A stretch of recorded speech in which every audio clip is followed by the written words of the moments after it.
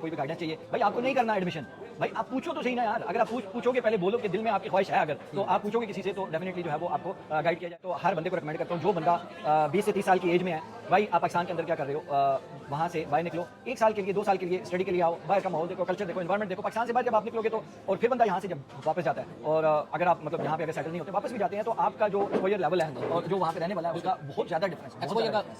तो मैं तो 4 to 5,000 में आप जो है वो वहाँ पे पूरी डिग्री मास्टर्स की और बैचलर्स की जो है वो $3,000 के अराउंड जो है वो एक्सपेंस होता है 1 ईयर का। और मुझसे अगर आपको किसी किस्म की कोई गाइडेंस चाहिए तो आप मुझे भी डायरेक्ट कांटेक्ट कर सकते हैं। और मैंने स्पेशली उमर भाई को पूछ लेने से कि मैंने इनको कहा कि यार जो बंदा अगर आपके थ्रू यूके आ रहा है और उसको किसी किस्म की कोई गाइडेंस चाहिए तो आप मुझे जो है ना वो फॉरवर्ड कर दें, मैं जितना भी हो सका मैं जो है उनको। हाँ, मैंने भी कोई 200 बंदों का जो है वो जी इन्होंने वो मुझे कॉल आना शुरू हो गई है, मुझे कॉल आना शुरू।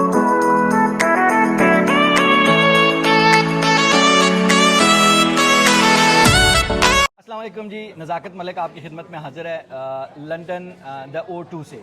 द O2 मॉल में बैठे हुए हैं, मैं बैठा हुआ हूँ। आज मेरे साथ मेरे गेस्ट हैं उमर भाई, उमर फ़ारूक भाई जो है वो एक किसी तारफ़ के मोहताज नहीं है। आपने इनको मुख्तलिफ़ जगहों पे देखा होगा, और स्पेशली तौर पे जो लोग स्टूडेंट्स हैं यूके में आ रहे हैं तो उनकी कहीं ना कहीं इंटरेक्शन जो है वो इनसे हुई होगी। ये जी दुनिया कंसल्टेंट के ओनर हैं। पाकिस्तान में दुनिया कंसल्टेंट जो है वो स्टूडेंट्स को यूके और डिफरेंट और कंट्रीज़ में लेके जाके उनको अपॉर्चुनिटीज़, स्टडीज़ की अपॉर्चुनिटीज़ प्रोवाइड करता है। तो मिलते हैं उमर भाई से। उमर भाई अस्सलाम वालेकुम। वालेकुम सलाम। क्या हाल चाल है? वेलकम टू यूके, और आपका बहुत बहुत शुक्रिया कि आपने मुझे टाइम दिया। आपका भी बहुत शुक्रिया।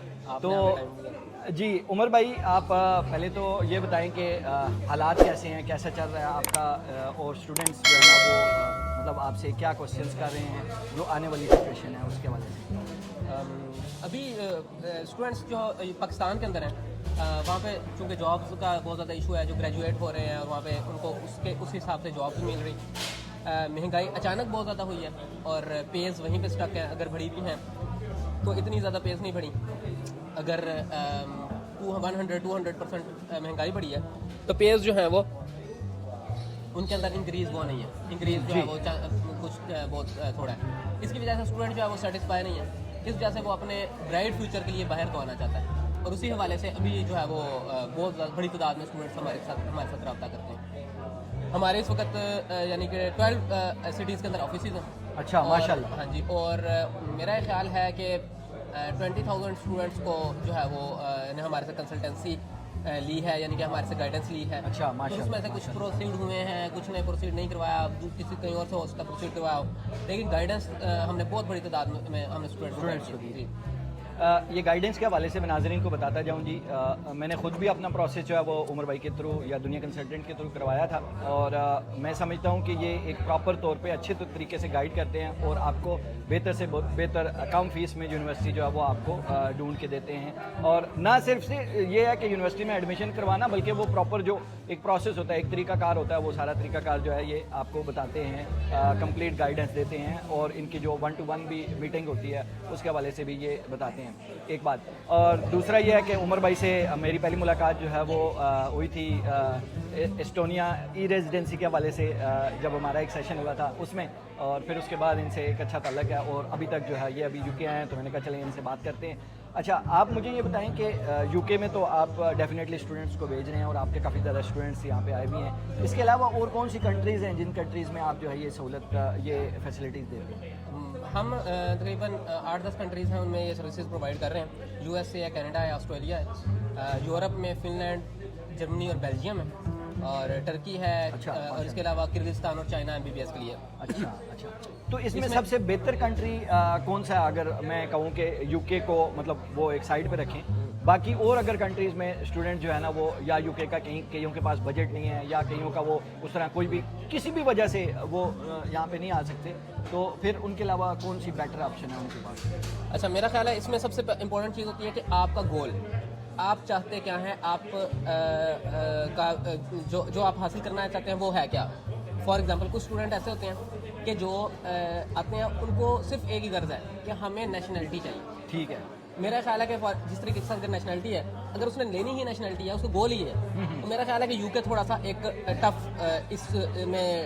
टफ कंट्री है। जी जी, जो अभी करंट रूल्स हैं उसके हवाले से थोड़ा सा यानी और ऑफ कोर्स आपका 1 साल की डिग्री है, 2 साल का PSW है, उसके बाद भी आपने 5-6 साल किसी न किसी तरीके के साथ पूरे करने हैं, तब जाके कहीं आपको PR हो रही है और फिर कहीं जाके पासपोर्ट हो रहा है। जी जी। अच्छा, तो इस सिचुएशन के अंदर यूरोप, और यूरोप में भी फिनलैंड।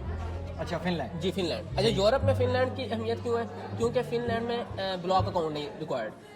अच्छा, ब्लॉक अकाउंट रिक्वायर्ड नहीं है। ओके। अच्छा, और एक बात, दूसरी बात ये जिस है तरह दूसरा मैं नाज़रीन को बताता जाऊं, ब्लॉक अकाउंट ये है कि आपको पहले से पैसे जमा करवाने हैं उस कंट्री के बैंक अकाउंट में पहले से, जिस तरह कनाडा है, जर्मनी है और इस तरह के और- ऑलमोस्ट 10,000 यूरो। जी 10,000 यूरो या उससे ज़्यादा। अभी तो कनाडा ने 20,000 कर दी। 20,600 ऑलमोस्ट डॉलर। तो वो फिनलैंड में आप बोल रहे हैं कि रिक्वायर्ड ऐसी कोई चीज़ रिक्वायर्ड नहीं है। अच्छा, एक बात, दूसरी चीज़ ये है कि 2 साल में बाद वो देते हैं TR, और 4 साल बाद वो PR दे देते हैं। ज़बरदस्त। 5th ईयर में अगर आप फिनिश टेस्ट क्लियर करते हैं तो आपको जो है वो पासपोर्ट मिल जाता है। अच्छा, एक चीज़ इसमें, अगला इसमें पॉइंट ये है कि जो सबसे मज़ेदार है वो ये है कि फिनलैंड की वीज़ा रेशो यूके की तरह ऑलमोस्ट 90% प्लस है। 90 प्लस है। हाँ जी, अच्छा, यानी कि यूके में भी वीज़ा आपको पता ही है कि मिल ही जाता है। हाँ, मिल ही जाता है। कैश लेटर अगर आ जाता है ना, बिल्कुल। तो फिर वीज़ा भी मिल ही जाता है अमूमन। इल्ला ये कि आप कोई बैंक स्टेटमेंट के अंदर या कोई इस टाइप की कोई यहाँ कोई वैसे हाँ आपका जी, कोई इस तरह का हाँ जी। इशू ना हो। इसी तरीके के साथ फिनलैंड का भी ये बहुत मज़ेदार चीज़ है, उनका भी वीज़ा रेशो बहुत अच्छा है। इवन हमारा एक स्टूडेंट था, उसने अपनी कुछ फंड्स विदड्रॉ करा लिए थे, अच्छा, तो उन्होंने ईमेल की कि आपने ये फंड्स विदड्रॉ कर लिए हैं, तो आप ऐसा करें कि ये फंड्स अगेन आप डिपॉजिट करो। हाँ जी, डिपॉजिट बड़ी बात है। उन्होंने जो है वो फिर वीज़ा मिल गया।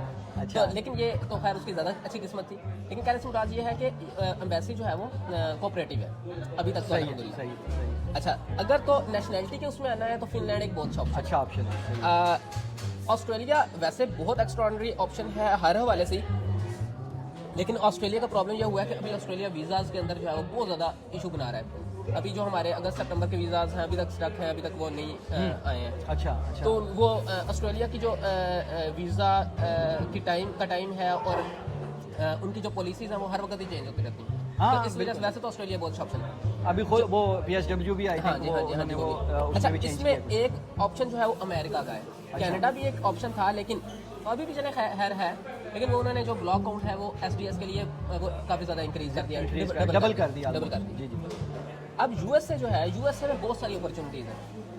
इवन मेरा ये ख्याल है कि जो लोग जो हैं वो पाकिस्तान से बाहर हैं, फॉर एग्जांपल अगर वो UK से USA मूव करना चाह रहे हैं, जैसा आप ओमान है, ओमान से हैं, आपने हर चीज़ अपना सारा प्रोसेस भी ओमान से किया, हर चीज़ आपकी बैंक स्टेटमेंट आपकी ओमान में हर दी, चीज़। फिंगरप्रिंट आपने ओमान में दिया, हर चीज़। तो जो USA है उसमें भी बहुत सारी अपॉर्चुनिटीज़ बहुत ज़बरदस्त है। फॉर एग्जांपल आपको जो इनिशियल डिपॉजिट है वो 200-400 पाउंड के ऊपर जो है वो आपको I-20 मिल जाता है। जिस तरह यूके में कैश लेटर है अच्छा, ना, जी जी, वहाँ पे जो है वो I-20 है। सही है। अच्छा, उसके बाद आपका जो वीज़ा फ़ीस और सर्विस फ़ीस वगैरह, ये ऑलमोस्ट जो है वो $600 $500 का ये एक्सपेंस है। ये टोटल आपका $1,000 में आपका प्रोसेस हो जाता है। ज़बरदस्त। जब आपका वीज़ा आ जाता है फिर आप वहाँ पे जाते हैं, आप वहाँ पे जाके इंश्योरेंस यूनिवर्सिटी को ही पे करते हैं।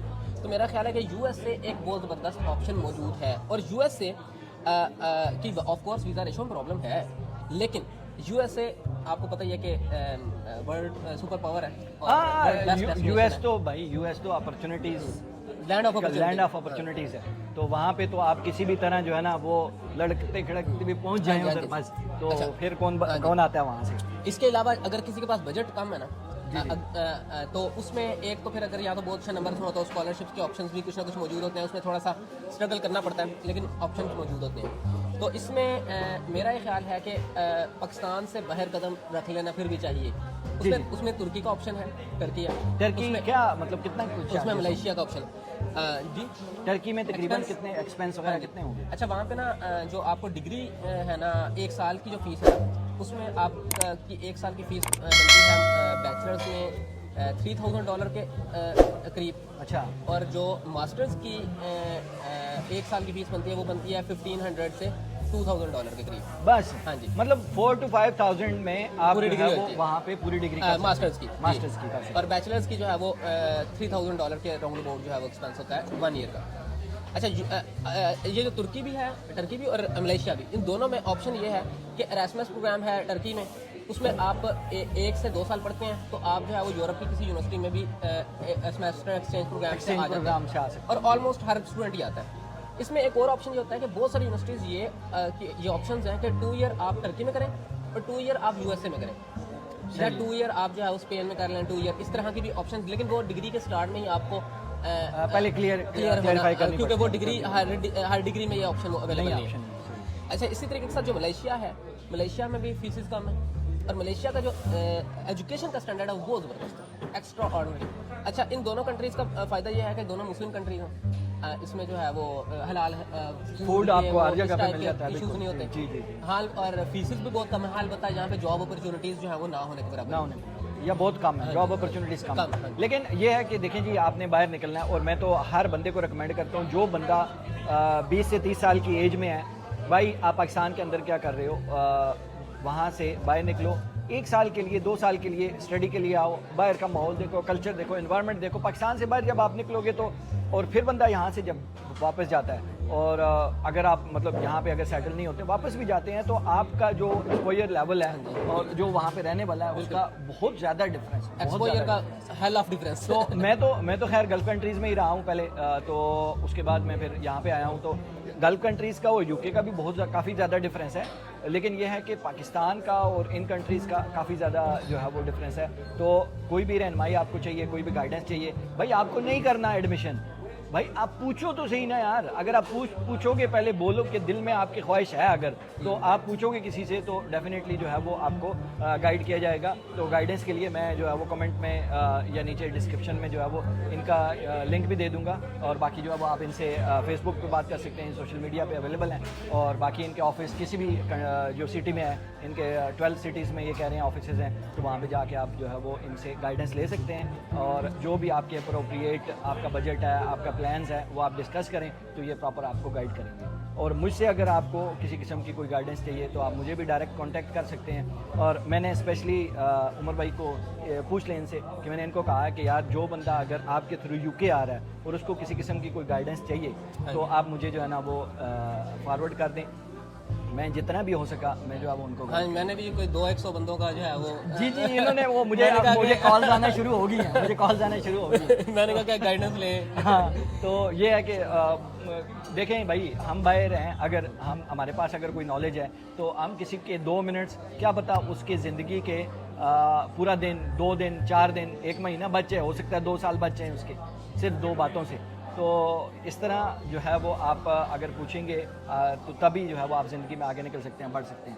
जी उमर भाई, कोई और बात अगर करना चाहें? Thank you. अभी हमारी आगे की टिकट का जो है टाइम अच्छा ठीक है, thank you very much Umar भाई, आपका बहुत बहुत शुक्रिया, आपने टाइम दिया। तो फिर इंशाल्लाह मुलाकात होगी आपसे, कभी हो सकता है कि वर्चुअल कोई और बात कर लेंगे, ठीक है, कोई और डिस्कशन कर लेंगे, कोई अच्छी अपॉर्चुनिटी आपके पास आई तो ज़रूर डिस्कस कीजिएगा, ठीक है। तो अभी इजाज़त जी, फिर मिलते हैं, अल्लाह हाफ़िज़, अस्सलाम वालेकुम व रहमतुल्लाहि व बरकातहू।